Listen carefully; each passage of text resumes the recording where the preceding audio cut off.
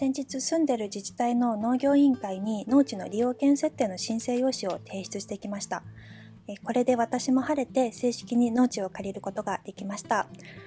今日は私と同じように田舎に移住して畑を始めたいと考えている人がどうやって農地を借りる手続きをするかについてお話をしていきたいと思います。ちなみに農地は最初から購入を考えるのではなくて、借りるところから始める方があらゆる意味で無難だと感じていますので、今回私も農地は購入ではなく借りる形で契約しています。個人や法人が農地を貸し借りするには3つの方法があります。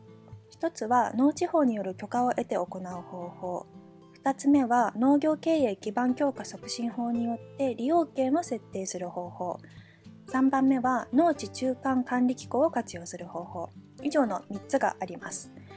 私は今回2つ目の利用権設定っていうのを行いました。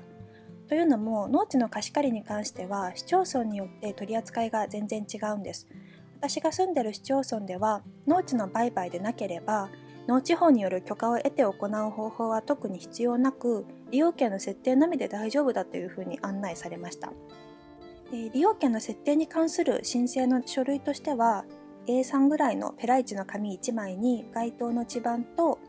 貸す方と借りる方の名前と住所とハンコ、あとは少しの情報を記載するのみで、特に審査や面接もなく非常に簡単な内容でした。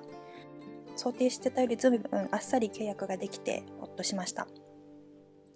以前別の市町村へ相談に行った時は利用権設定ではなくて農地法の許可を行う方法しか案内されなかったので、改めて農地の貸し借りについては自治体によって大きな差があるということを学びました。なので皆さんもまずは市町村の窓口に相談に行ってどんな手続きになるのかっていう詳細を問い合わせていただくのがいいかと思います。